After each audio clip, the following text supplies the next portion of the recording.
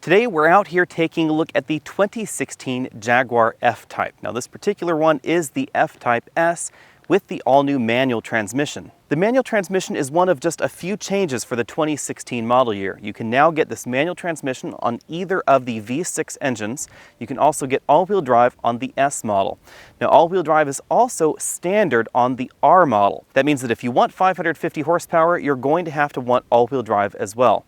Now on the flip side, Jaguar will also be selling a convertible version of that R, and they have canceled the 495 horsepower V8.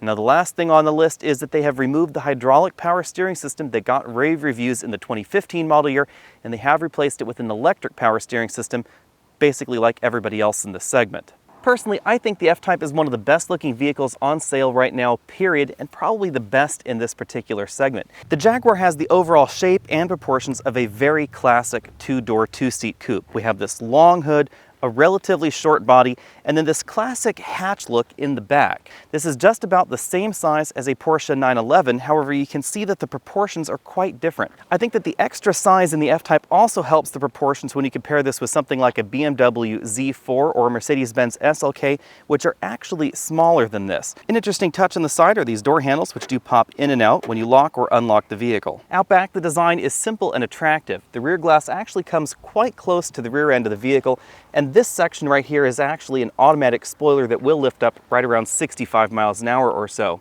Our S model, of course, has an S badge right here. We have twin exhaust tips right in the center.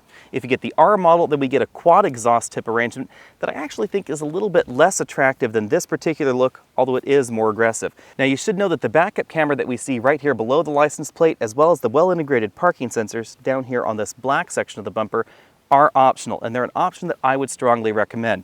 Because of the overall shape of this car, the sexy lines, and the relatively large pillars right back here on either side of this hatch, rearward visibility is a little bit tricky, and it makes parallel parking in this car a little bit more difficult than I had expected, and I really did depend on the camera as well as the parking sensors. For 2016, there are basically two different engines under the hood. There's a 3-liter supercharged V6 engine in two different power ratings, 340 horsepower and 332 pound-feet of torque, or this model, which is the S trim, producing 380 and 339 pound-feet of torque. Now those two engines are now mated to a 6-speed manual transmission by default or the optional ZF 8-speed automatic.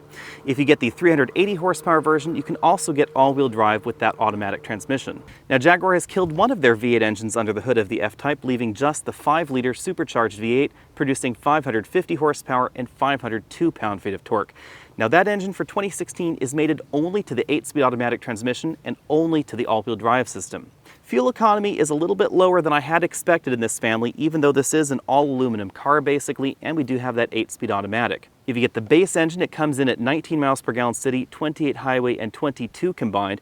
If you get the manual transmission, it will actually be slower to 60, and the fuel economy will drop to 19 miles per gallon combined. Front seat comfort is quite good for a two-door, two-seat coupe. Now we still have a relatively high sill that you do have to lift your leg up and over in order to get out, but otherwise this is quite a bit more comfortable, for instance, than the Alfa Romeo 4C that we tested last week. As you'd expect in a luxury vehicle like this, we have a tilt telescopic memory-linked steering column. We also have a multi-way power driver's seat. Now a nice touch in this particular model is that the passenger seat has the same range of adjustability as the driver, and it also has a 3-position memory system. There are a variety of different seats available in the F-Type, and I'll give these particular seats a 9 out of 10 when it comes to comfort. I do wish that the lumbar support was a little bit more aggressive and a little bit more adjustable. One thing you should know if you do plan on getting the manual transmission with your F-Type is that this footwell can be a hair tight.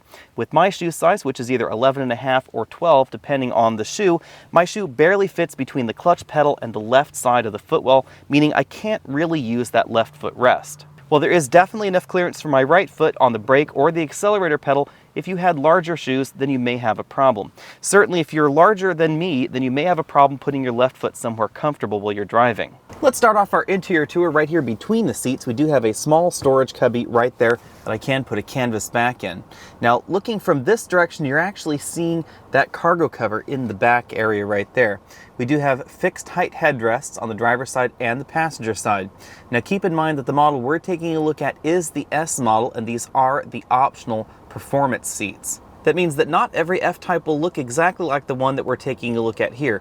And in fact, Jaguar does allow a wide variety of customization on their interiors, including things like these available red seat belts. The bolstering in the seats is fairly aggressive, but it's also electrically adjustable. So if we move up over here to the doors, you'll notice that we do have a large portion of leather trim, and that's because we do have the optional leather expanded package. Speaker grills right down there on the bottom and right there by the handle. Like many modern Mercedes vehicles, the seat controls are placed on the doors, and you can see that we do have 4-way adjustable lumbar support. This is the air bladder style, so 3 different air bladders that inflate and deflate. And you see that we can adjust the side bolstering on the seats as well. It doesn't affect the bolstering on the seat bottom cushion, but the sides do inflate and deflate. Moving up to the ceiling for a moment, you can see that we do have the panoramic roof in our particular vehicle. It is quite large, goes all the way to the back there right by the headrests, but the cover is completely opaque, so it does block out all the light. Now, because we have the expanded leather package in our model, the headliner, or what's left of the headliner in our model, because we do have that panoramic roof, is stitched leather. Moving back down to the dashboard, you can again see more stitching going on. Now, this is a combination of stitched leather and stitched faux leather or pleather.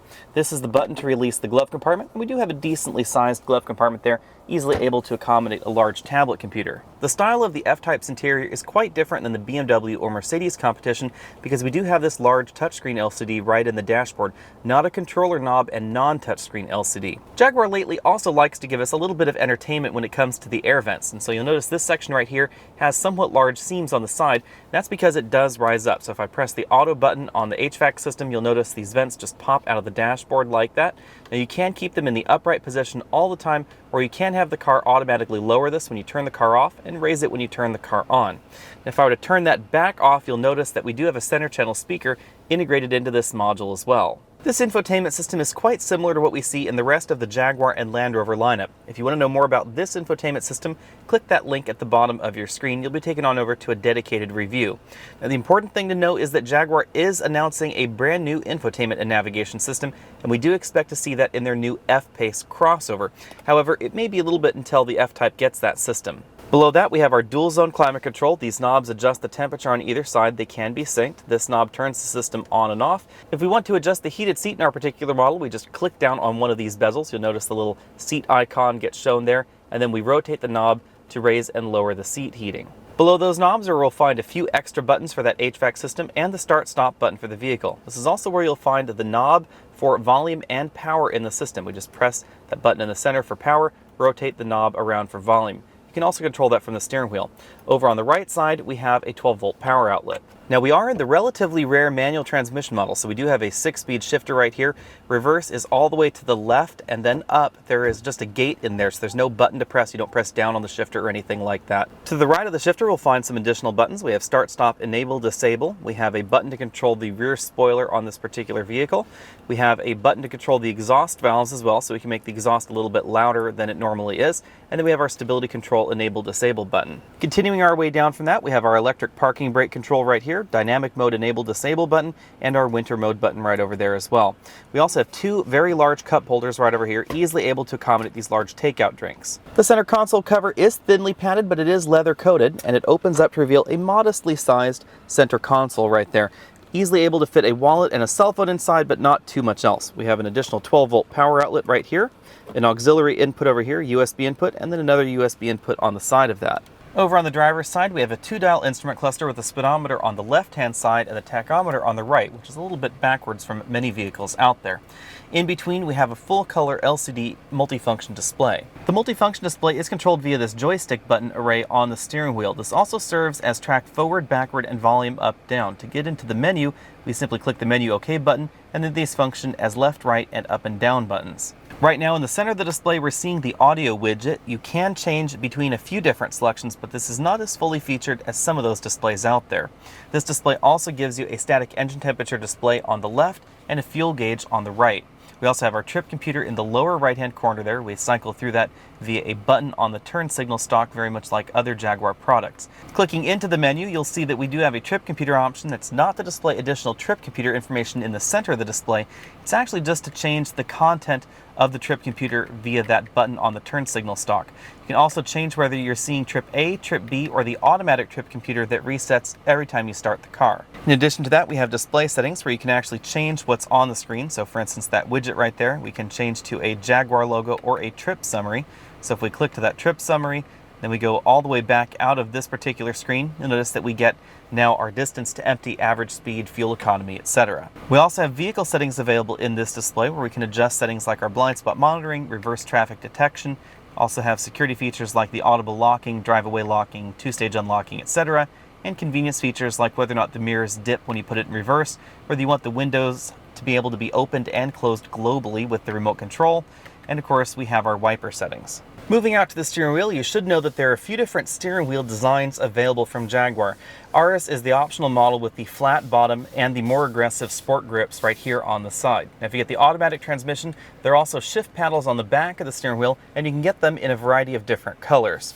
This is that button bank I showed you before on the left side of the steering wheel. We also have a phone button right over here and a mode button for the radio. On the right side of the steering wheel, we find the buttons for our heated steering wheel functionality, our speed limiter button, and then our cruise control buttons right over here. Now, speed limiter functions sort of like cruise control. You set a maximum speed, and then the vehicle will actually keep that speed unless you nearly floor the car or actually floor the car. So you can set it to say 75 miles an hour. You can go between 60 and 75, no problem at all, even flooring the car within that range, until you hit just about 75. And then at that point, unless your foot is actually flat on the floor with the accelerator pedal, it actually won't accelerate. It'll just hover right there at 75. You of course can go faster, just press the pedal all the way to the floor, and of course it will disable that. I have to say that when it comes to cargo carrying, the F-Type seriously impressed me, because I didn't actually expect my normal complement of luggage to fit inside the back here, and it does with room to spare.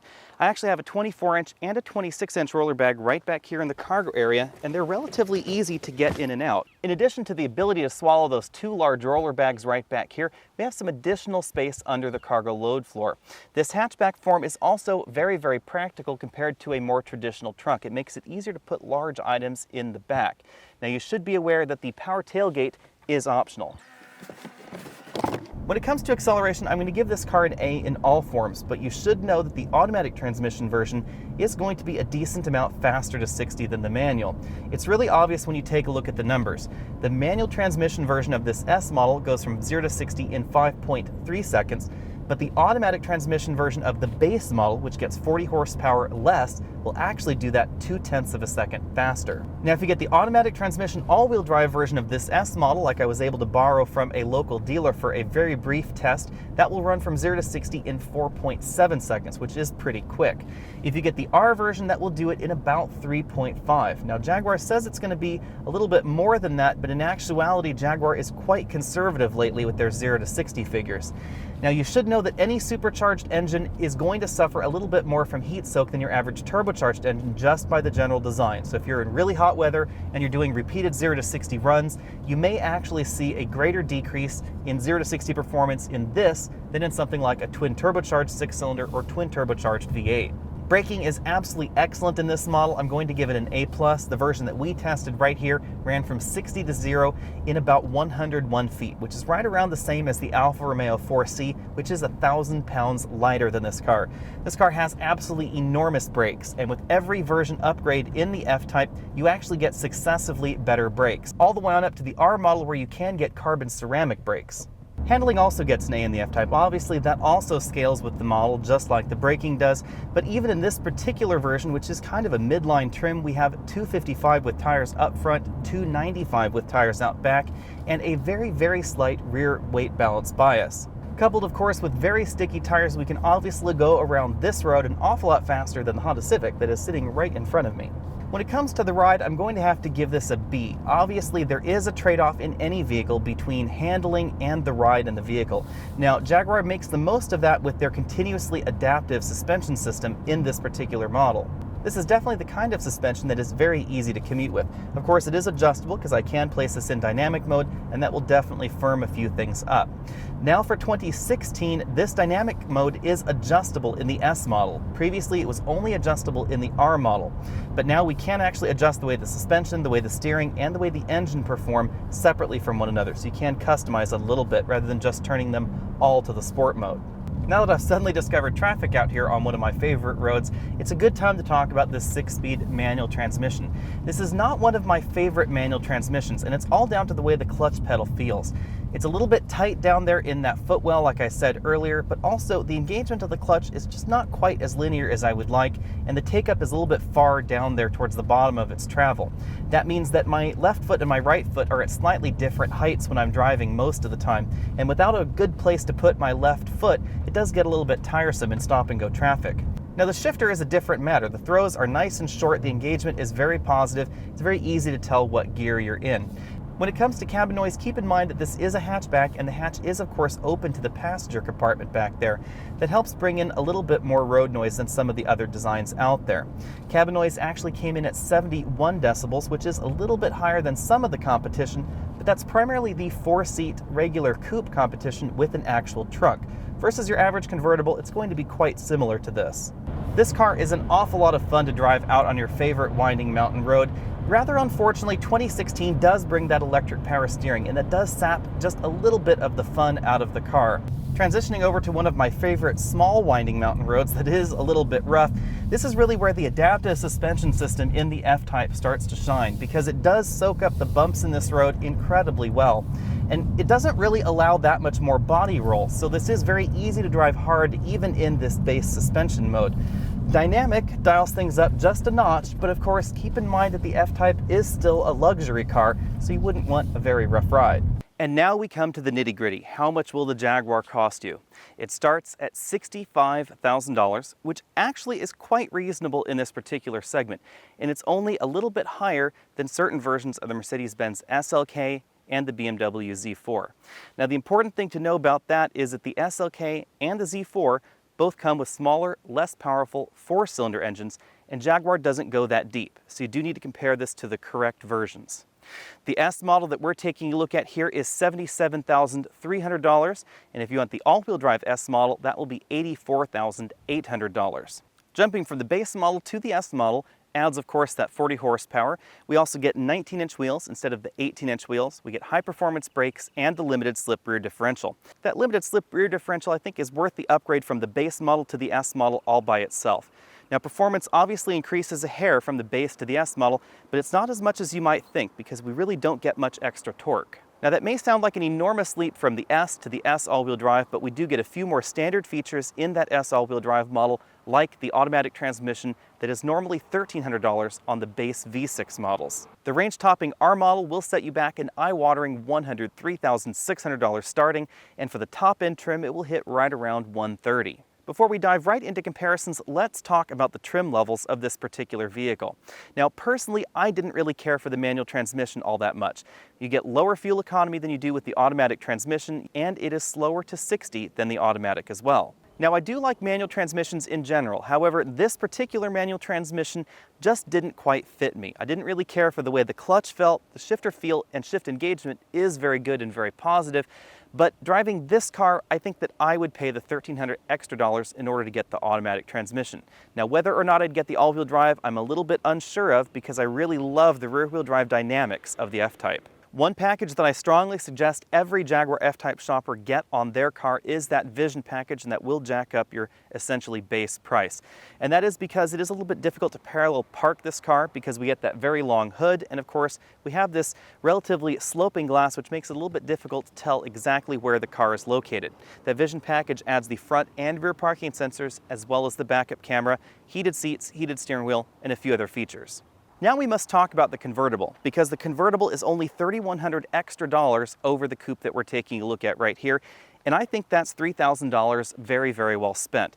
This is an incredibly gorgeous car, but it gets even better when you chop the top off. Now, the more surprising thing there is that compared to a lot of the competition, you don't really pay that much in order to lose the top in this car. And of course, now we can get that fire-breathing R model in the convertible version as well. Now, the important thing to keep in mind about the Jaguar is that this vehicle is all about style. So you're definitely paying a premium for the exterior look of this car, but you're also paying a premium for the premium interior. However, I still think that the Jaguar stacks up really quite well. Over from Audi, we get the S5 or the RS5. Now, the S5 starts at $61,000 and the RS5 is quite a bit more expensive. Both of those Audi models put the entire engine in front of the front axle, so they have a strong front-heavy weight bias, and this car actually has a little bit more of the weight out back than out front. It's nearly 50-50, but it actually is a little bit pushed towards the rear. Of course, the Audis are two-door coupes, but they seat four, so it's not quite the same kind of vehicle as this either. They feel much larger, much heavier out on the road than any version of the F-Type. Now, in terms of overall performance, the S5 does quite well for itself, and the RS5 is very fast as well. However, that RS5 is not as fast as the R version of this, and of course, if you add all-wheel drive to this S version with the 8-speed automatic transmission, they're actually quite close together. Audi's only two-seat, two-door roadster is the Audi TT, but that is much lower in terms of comparisons than this. It starts around $46,000, and it definitely feels like a less expensive vehicle. At the top end of things, Audi does have the R8, and they have a V8 version or a V10 version, but the V8 version starts at $115,000, and it doesn't perform quite as well as the F-Type R. If you want that kind of performance, you do have to get the V10 version of the R8, and that will set you back about $170,000. In a similar vein, the AMG GT from Mercedes-Benz will start at around $130,000, and it actually is not going to be that much faster than the R version. That makes the R version actually seem like a pretty good deal. Like Audi, Mercedes does have a two-door, four-seat convertible in their E-Class convertible. However, it's not the same kind of vehicle again. Now, Mercedes does have something that's a little bit closer to this in their SLK. They have an SLK 350 and an SLK 55 that compete with this. The SLK 250 really doesn't have an F-Type corollary. The SLK 350 will start at $59,200, and it's definitely slower than the base version of the F-Type. The SLK 55 AMG is not as fast as the R, but it is faster than what we're taking a look at right here, slotting right in between the two at around $72,600. Now, in terms of overall value, the SLK and the F-Type seem to interleave one another. They're relatively similar in terms of overall value. The SLK 350 is a little bit less expensive than this starting, then we get the F-Type, then we get the F-Type S, then we get the SLK 55, and then we get the F-Type R. BMW has probably the widest variety of models that I suppose you could compare with the F-Type. Now, very few of them are the same sort of thing as this vehicle, but we do have something like the M2 or the M235i, certain versions of the 4 Series, perhaps a 640 or 650i, even though the 6 Series is getting quite big and it does have a very usable back seat. BMW, of course, has the Z4. Now, in 35i trim, it is about $56,000 starting, and in IS trim, it's about $65,000 starting. Now, the IS for $65,000 is a better performer than the base version of this at $65,000. It actually competes a little bit more directly with the S trim that we're taking a look at right here. That means that depending on how you configure your vehicle, this could be between $5,000 and $15,000 more expensive than a similarly configured and similarly performing Z4. Now, there's no M version of the Z4, so there is no corollary to the R version that we get over here. In addition, the Z4 does have that dual clutch transmission, and it's just not as smooth as the 8-speed automatic we see over here. Now, this may surprise you, but I actually prefer the way the F-Type drives over the Z4. It's a very, very fine line, however, and that line is actually getting a little bit finer now that we don't have hydraulic power steering in this car anymore. In the 2015 calendar year we did, and the steering feel was absolutely excellent, and you can feel that in this model for 2016, it's lost a little bit of that feel, a little bit of that flair that I really liked in 2015. One of the interesting things with the F-Type, of course, is that all-wheel drive system, and the fact that it is standard on the high-performance version of this.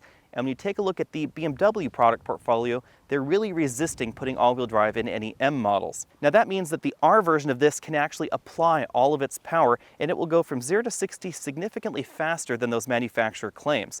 Most people are reporting about 3.5 seconds, even in the older two-wheel drive version, and I expect the all-wheel drive version to be about the same or perhaps a hair faster. The Porsche 911 is kind of an interesting competitor because they definitely play in the same pool, but they're very different kinds of vehicles. This, of course, has V6 or V8 engines up front, and we get horizontally opposed engines in the back of the 911.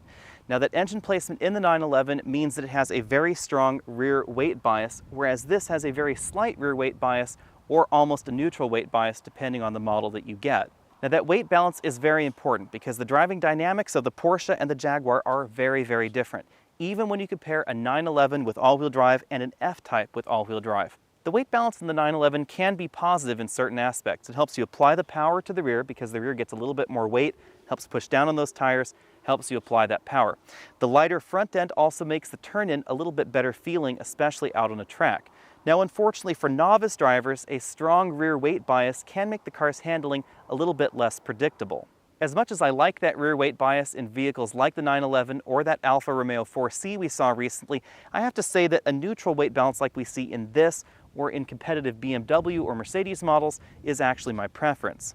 In addition, the 911 is quite expensive compared to the F-Type. Now, I think that they both have very comparable interiors in terms of overall feel, luxury fittings, etc., but the 911 will definitely cost you more than this. Now, the difference is not insignificant, especially when we take a look at the Jaguar F-Type R, which is significantly less expensive than a similarly performing 911. When it comes to my final analysis, I'm going to have to give this a tie with the BMW Z4. I think that the F-Type is the better car, but I really think that that Z4 is the better deal, especially that $56,000 35i model, not the $65,000 IS version. For that model, we get similar performance to this S model right over here. We get that quick shifting dual clutch transmission. Personally, I'm willing to live with a dual clutch transmission. We get an interior that can be had with a high level of luxury content, and I think that the seats over there in the Z4 are just a hair more comfortable. Of course, it is also less expensive than the F-Type. Now, the F-Type will actually be the more fun car to drive out on the road. I think that this engine sounds way better than the 3-liter turbocharged engine over there in the BMW, largely because this is supercharged, not turbocharged, and there aren't any turbos to interfere with that exhaust noise. Of course, there is no corollary to the F-Type R, and that is absolutely tops for me in this segment. Primarily because the R is actually also a whopping good value, because when you compare it to something like that Audi R8 with the V10 or the Mercedes AMG, they are much more expensive for right about the same performance, and I think this still looks better than those other vehicles. Thanks for taking the time to check out this video. Again, I'm Alex Dykes, and this has been the 2016 Jaguar F-Type. Go ahead and check out those related videos at the bottom of your screen. Hit that subscribe button down there, and I'll see you next week.